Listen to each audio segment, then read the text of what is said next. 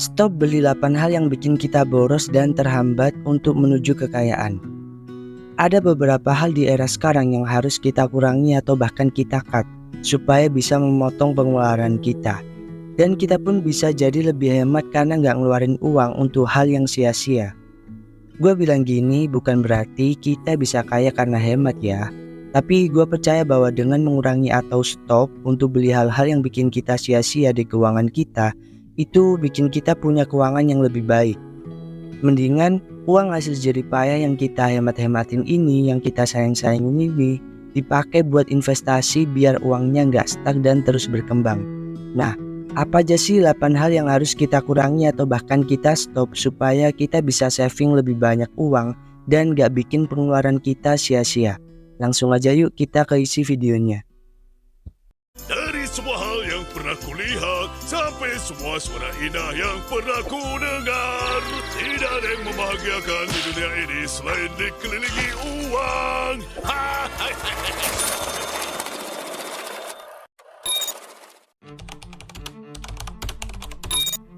Yang pertama adalah mengurangi produk-produk yang lagi ngetrend atau yang lagi booming di endorse artis atau influencer. Gua dulu tuh mikir beli barang yang lagi tren, barang bagus yang lagi dipromoin artis di ranah fashion itu bagus banget gitu.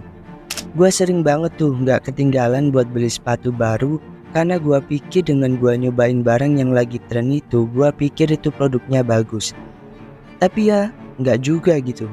Ternyata malah bikin gua jadi buang-buang uang dan nggak ada hasilnya sama sekali.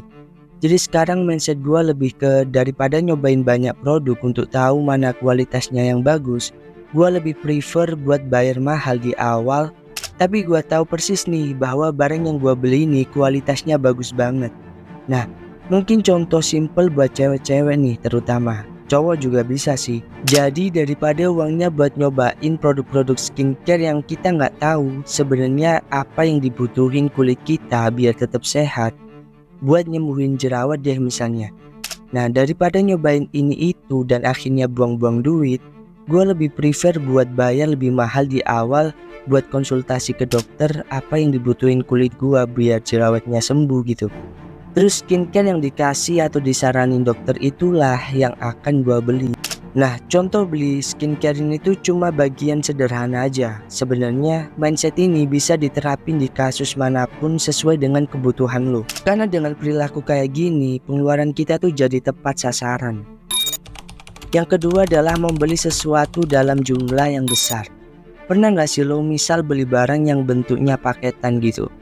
Kalau cewek nih, misal niatnya mau beli face wash aja, tapi karena penjualnya ngejual secara paketan, face wash sama masker misalnya, lo jadi harus beli kedua barang tersebut dengan harga yang lebih mahal gitu. Pernah nggak? Atau pernah nggak lo terjebak sama beli satu produk gratis produk yang lainnya dengan bayar lebih mahal?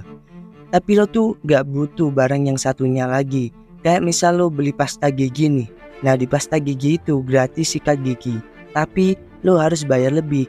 Akhirnya lo mikir sayang banget kalau gak diambil promonya. Akhirnya lo beli deh. Padahal nih sikat gigi di rumah lo masih banyak gitu. Nah, kita tuh sering banget kejebak sama hal-hal kayak gini. Ini emang strategi marketing sih, dan emang tujuannya buat jebak lo, biar ngeluarin uang lebih buat beli produknya. Saran gua nih, kalau kita emang pengen punya kebiasaan hidup hemat, ada baiknya balik lagi ke kebutuhan lo sendiri. Pastikan lu punya alasan kenapa beli barang tersebut. Yang ketiga, pengeluaran untuk transportasi. Gua mau share pengalaman gua beli mobil pertama kali, yang menurut gua adalah sebuah kesalahan di finansial gua. Jadi gua hidup bertahun-tahun itu cuma akrab sama namanya pengeluaran buat perawatan, bensin, sepeda motor, yang emang segitu-gitu aja. Tapi setelah gua punya mobil dan tahu perawatan dan biaya-biaya tersembunyi lainnya, seperti bensin, tol, ganti oli, ban pecah, beli spare part, asuransi, pajak, itu tuh gue cukup kaget karena ternyata besar juga. Nah, sebelum gue belajar ilmu finansial kayak sekarang, latar belakang gue beli mobil itu gue ceroboh banget beli mobil karena ya emang ada uangnya aja. Tapi nggak mikirin butuh apa enggak. Karena bisa dibilang sehari-hari gue kerja juga pakai sepeda motor. Gua juga belum punya anak dan palingan mobil nih cuma kepake kalau keluar sama keluarga doang. Dan bisa dihitung sebulan tuh berapa kali gitu. Nah, buat temen-temen nih, transportasi itu udah jadi kebutuhan. Tapi terlepas itu mobil atau sepeda, tujuannya tetap sama, yaitu sebagai mobilitas kita dari satu tempat ke tempat yang lain. Jadi saran gua, kalau lo emang gak bener-bener butuh buat beli mobil, mending gak usah deh. Gak usah kemakan gengsi lalu akhirnya lo beli barang yang malah nyusahin lo secara finansial. Lo boleh beli mobil kalau lo emang bener-bener tahu alasannya apa, kebutuhannya apa.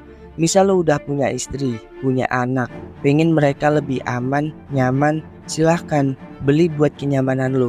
Asalkan itu emang udah bener lo pikirin. Jangan sampai keputusan yang lo buat untuk beli sesuatu justru malah bikin lo jadi kesusahan di kemudian hari. Yang keempat adalah dekorasi rumah.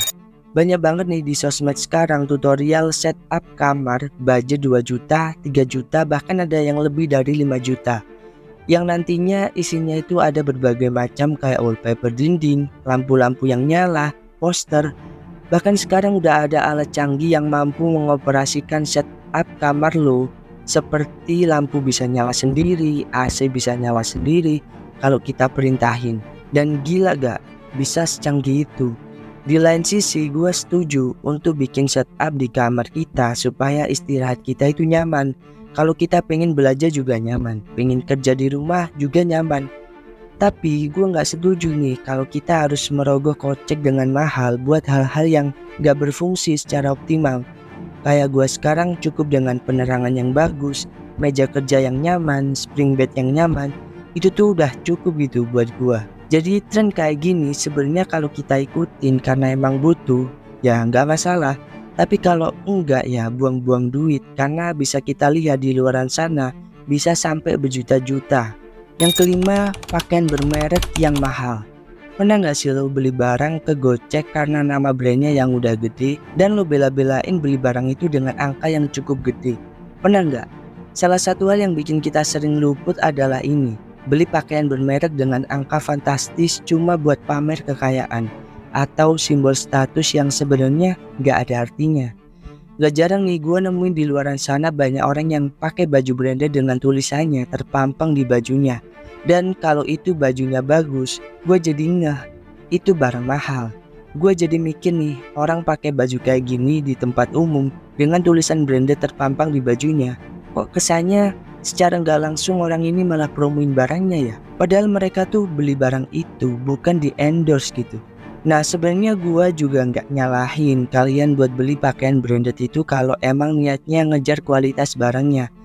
Tapi akhir-akhir ini banyak niat yang udah belok ke arah pamer, ke arah pengen dilihat status sosialnya. Dan itu gak worth it banget kalau niatnya udah kayak gitu. Apalagi kalau ternyata kita hidupnya juga pas-pasan. Beli pakaian itu tujuan pada akhirnya ya untuk menutupi badan kita kan. Jadi kalau dirasa nggak perlu buat beli pakaian branded, mending cari solusi lain dengan kualitas pakaian yang hampir sama dan nggak kalah bagusnya, tapi dengan harga yang lebih murah. Jadi kita bisa nyelamatin uang kita. Kalau kalian stop buat mikirin penilaian orang lain tentang status sosial kalian, pada akhirnya malah kita bisa save uang lebih banyak dan kita jadi kaya beneran gitu. Yang keenam, aturan 48 jam. Menurut penelitian nih, di era modern di mana marketplace atau belanja online ini udah mulai menjangkau semua kalangan, dari atas sampai bawah. Gak jarang kita akan nemuin orang-orang yang belanja secara impulsif atau belanja yang gak pakai mikir, nurutin kemauan mereka sendiri. Nah, aturan 48 jam ini bisa kita coba terapin di era gempuran marketplace yang nyuguhin barang-barang murah dan promo ini. Biar kita bisa mencegah belanja impulsif yang ngikutin kemauan kita pribadi. Caranya gimana? Coba ketika kalian melihat sesuatu, barang atau apapun di marketplace yang kalian suka dan kalian pengen beli, terapin 48 jam buat jangan check out dulu. Masukin keranjang aja, tungguin dulu sampai 48 jam. Lalu kembali lagi setelah beberapa hari. Coba lihat barangnya. Apakah lo masih pengen beli barang itu? Bisa jadi lo akan ngerasa biasa aja dan lo cuma ngerasa pengen beli barang itu di hari kemarin aja. Nah, Cara ini tuh worth it buat gua karena dengan kayak gini gua jadi ada waktu buat bener-bener mikirin apakah barang ini gua perluin atau enggak gitu. Yang ketujuh, baju untuk event atau sesuatu yang belum terjadi. Biasanya kaum cewek suka banget nih belanja kayak gini. Siapa nih teman-teman yang masih suka beli baju cuma untuk dipakai satu hari atau cuma dipakai sesekali aja di suatu acara? Ada sebuah data yang bilang orang-orang cuma menggunakan 20-30% pakaian di lemari mereka. Kelihatan banget kan kalau kita tuh sebenarnya suka bajunya yang itu-itu aja. Apalagi kalau kita beli baju buat dipakai sekali aja. Atau mungkin nyiapin beli baju buat acara yang belum terjadi gitu. Hal ini banyak dialami orang-orang. Pengeluaran yang terjadi akhirnya berdasarkan alasan yang dibuat-buat. Beli baju A buat acara ini, beli celana A buat acara ini. Padahal acaranya itu belum benar-benar terjadi gitu. Kalau terjadi sekalipun dan kita nggak diwajibkan buat pakai baju yang gimana-gimana, ada baiknya kita mikirin lagi apakah perlu buat beli baju di acara itu. Kenapa nggak coba cari baju lain di lemari yang mungkin cocok buat dipakai di acara itu. Inilah yang bisa kita sebut belanja impulsif, belanja yang nggak pakai mikir. Dan nyari-nyari alasan buat beli barang yang sebenarnya gak kita butuhin dan yang sebenarnya nurutin apa yang kita mau aja. Yang kedelapan, perawatan yang ribet. Kalau ini udah jelas banget ya, bahwa seperti tadi, daripada kita buang-buang waktu buat nyobain segala jenis perawatan buat tubuh kita, lebih baik kita kumpulin sebanyak-banyaknya informasi apa yang dibutuhin untuk kulit kita. Dengan mengusahakan hal ini, kita tuh jadi nggak ribet buat beli skincare yang belum tentu worth it buat kulit kita. Dengan tanya ke dokter, cari dan riset di internet, kita akan nemuin produk yang sesuai dengan kulit kita. Sehingga pengeluaran tuh bisa dikurangi gitu. Karena kita akan selalu pakai face wash, serum, krim yang itu-itu aja dan nantinya bakal jadi kebutuhan hidup kita. Nah, itu tadi adalah 8 hal yang bikin kita boros dan udah seharusnya kita kurangi atau bahkan di stop buat pengeluaran kita jadi lebih aman. Dan kita bisa ngumpulin uang yang lebih banyak lagi buat investasi, buat pengeluaran lain sesuai kebutuhan kita. Kalau lo suka pembahasan di channel Uang Krebs ini, jangan lupa subscribe, share, like, dan komen. Sekian, gua Jody, sampai ketemu di video selanjutnya. See you.